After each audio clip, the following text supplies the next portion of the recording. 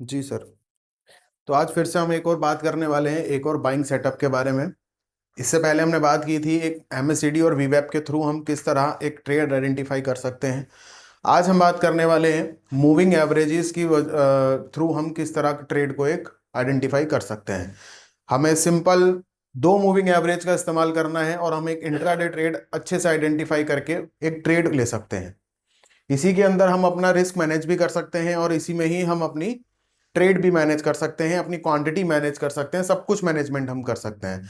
क्योंकि हमें टेक्निकली सब पता लग जाएगा कि प्राइस अब नीचे जाने वाला है या ऊपर जाने वाला है या कहाँ से रिवर्सल आएगा, किस पॉइंट से रिवर्सल आएगा। ठीक है, तो इसको हम समझते हैं। सबसे पहले मैं आपको बताऊंगा, आपको दो ईएमए लगाने हैं। ठीक है।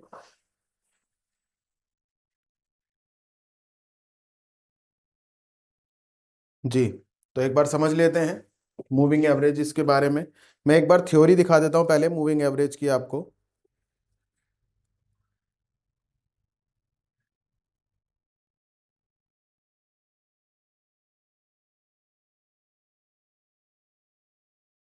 ये बेसिकली हमारा सिंपल मूविंग एवरेज है।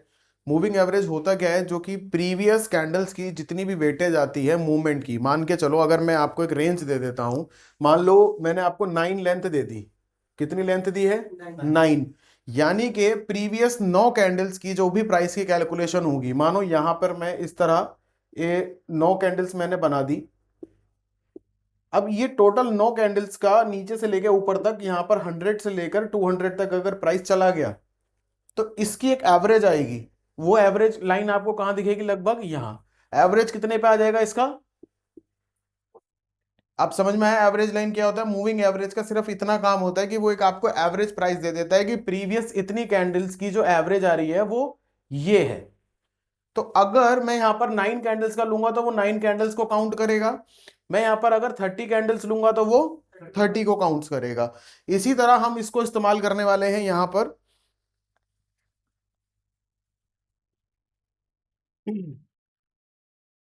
यहां पर देखिए, सबसे पहले मैं आपको बता दूं कि मुझे यहाँ पर दो ईएमए को इस्तेमाल करना है। सबसे पहले है 9। मुझे 9 की लेंथ लेनी है और 30 की लेंथ लेनी है। ये दोनों लेंथ मैं किस लिए लेना चाह रहा हूं? मैं जब भी इंट्राडे काम करना चाहता हूं। इंट्राडे मुझे कोई भी सेलिंग करनी है, बाइंग करनी है, मुझे कोई भी ट्रेड करना है, जैसे कहते हैं ना ऑप्शन ट्रेडिंग करनी है, मुझे कॉल बाय पुट बाय करने हैं, तब मैं इस स्ट्रैटेजी को इस्तेमाल करूंगा। तब मैं इसके बेसिस पे कोई एक ट्रेड आइडेंटिफाई करके अपने ट्रेड डालूंगा। ठीक है। अब यहां पर आपको 9 और 30 का जो मैंने ये आपको दिया है, क्रॉसओवर के बेसिस पे हम यहां पर ट्रेड आइडेंटिफाई करेंगे। अब एक बार इसको लाइव आप सामने देख सकते हो, जैसे ये आपके सामने भी चल रहा है। यहां पर आपको दो लाइनें नजर आ रही होंगी। एक इसमें लाइन है ब्लू और एक इसमें लाइन है रेड। ब्लू लाइन किस चीज की है? 9 ईएमए की है। और जो रेड लाइन है वो किसकी है? 30 ईएमए की है। 30 ईएमए का मतलब है प्रीवियस 30 कैंडल्स की एवरेज, और 9 का मतलब है प्रीवियस 9 कैंडल्स की एवरेज। तो अब आपको यहां पर सिर्फ इतना देखना है कि जो छोटी कैंडल्स है ना, छोटी मतलब कि छोटी एवरेज है, जो छोटी एवरेज कब बड़ी एवरेज को ब्रेकआउट देती है। यानी कि जो हमारी कैंडल्स बन रही हैं वो कैंडल्स ना ब्रेकआउट देती हैं और क्रॉसओवर आता है इस पूरे चार्ट के हिसाब से। आप अगर यहां पर देखने की कोशिश करोगे तो क्रॉसओवर कहां पर आया? इस जगह पर। दूसरे बात, क्रॉसओवर कहां आया? इस जगह पर। पहला क्रॉसओवर, दूसरा क्रॉसओवर। तो हमें यहां पर सिर्फ एक ही चीज आइडेंटिफाई करनी है। इसमें हमारा एक रूल है। सबसे पहला रूल क्या है जो हमें चाहिए? यहां पर एक क्रॉसओवर। कैसा क्रॉसओवर चाहिए? कि 9 की लाइन, 9 ईएमए की लाइन 30 ईएमए की लाइन को क्रॉसओवर करे। और जब वो क्रॉसओवर करे उसी दौरान हमें क्या चाहिए? एक स्ट्रॉन्ग कैंडल चाहिए। अगर अपसाइड के लिए क्रॉसओवर आ रहा है तो हमें ग्रीन कैंडल का एक ब्रेकआउट चाहिए ऊपर की तरफ, जो कि कैंडल आपको कैसी बननी चाहिए? इस तरह। कैंडल में कोई भी रिजेक्शंस नहीं होना चाहिए, मारबूजू कैंडल बननी चाहिए वहां पर।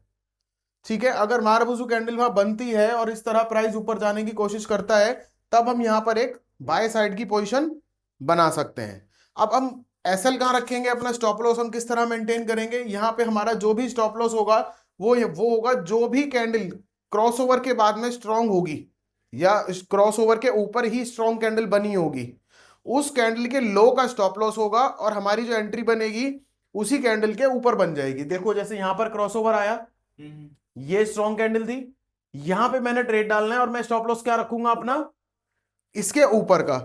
मैं यहां पर एक बार आपको करके दिखाता हूं।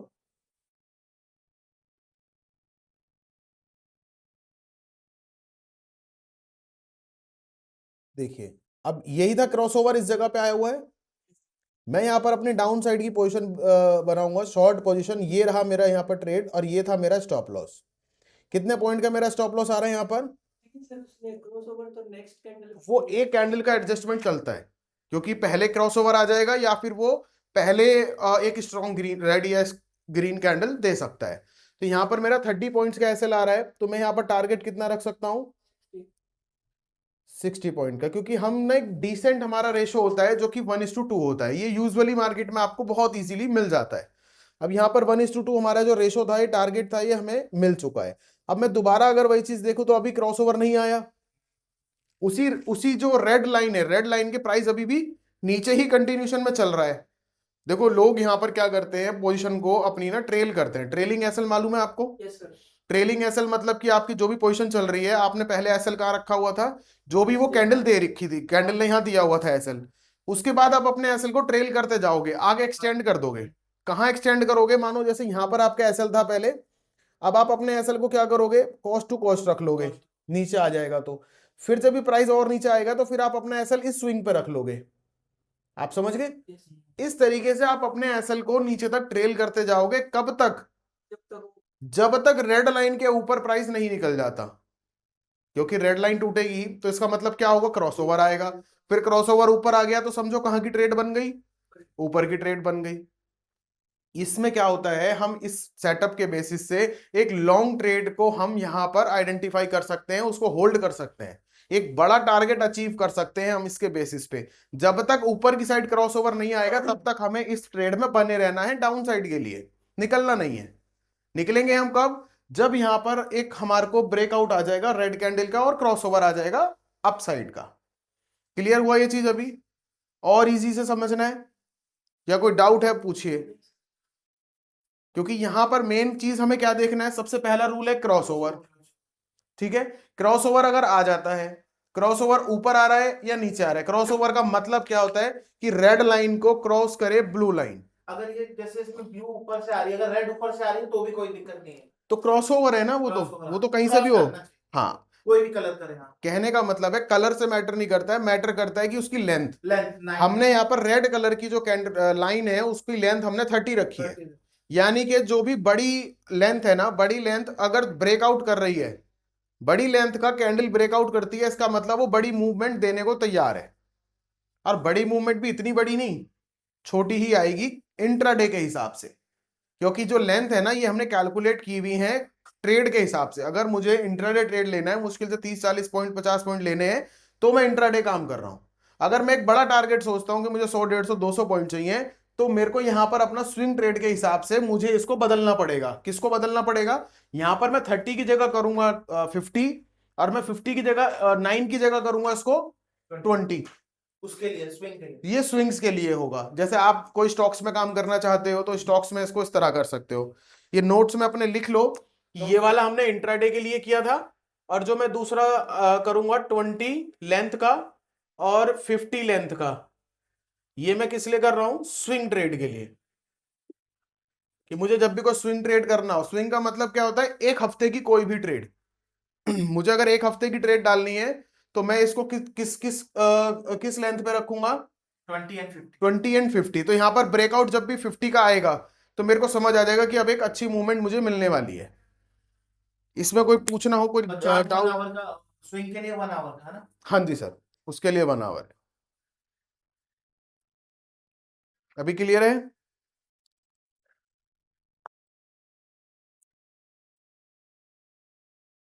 ट्रेंड भी देखना है कि हाँ ऊपर का नीचे का। ट्रेंड तो वो ऑब्वियसली ट्रेंड दिखेगा आपको, अगर 30 के नीचे प्राइस घूम रहा है तो वो डाउन ट्रेंड में ही है, और उस 30 के ऊपर क्रॉसओवर दे देगा तो वो अपना ट्रेंड बदल देगा, वो अपसाइड चला जाएगा फिर मार्केट। कल वाले से भी बेटर है ना? हाँ, ये अच्छी चीज है। कल जो हमने दिया था वो एमएससीडी में और वीवैप में, उसमें भी मेक केम काम वही है, क्रॉसओवर चाहिए। वीवैप का मतलब है वॉल्यूम वेटेड एवरेज प्राइस, वो बताता है जो वॉल्यूम आ रही है उसकी एवरेज। ये बता रहा है जो कैंडल्स मूवमेंट कर रही हैं उसकी एक एवरेज। यहां पर कैंडल्स प्राइस की एवरेज आ रही है, वहां पर वॉल्यूम की एवरेज आ रही है, दोनों में डिफरेंस है। उसकी एक अपनी अलग परिभाषा है, उसकी एक अपनी अलग एक्यूरेसी है, इसकी अपनी एक अलग एक्यूरेसी है। मतलब हर चीज की यहां पर अपनी एक अलग अलग भूमिका है। डिपेंड ये करता है कि आपको कौन सी चीज कितनी अच्छी समझ आ रही है, आप किसके बेसिस पे पैसा बनाना चाहते हो।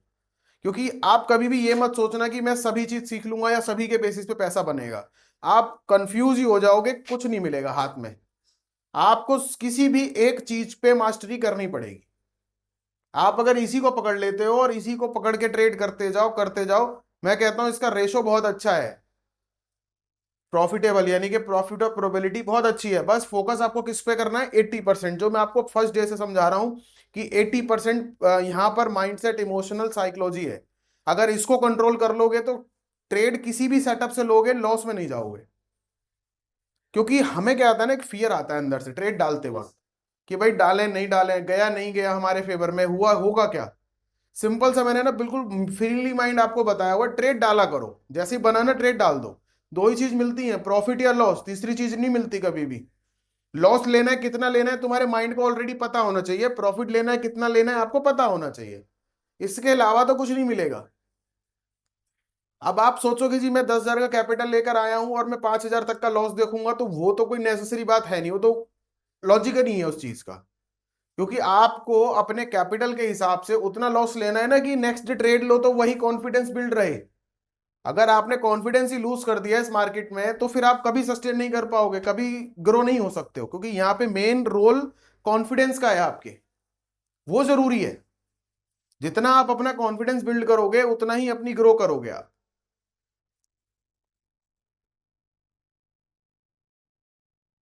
ठीक है, तो ये अभी समझ में आ गया है। यस।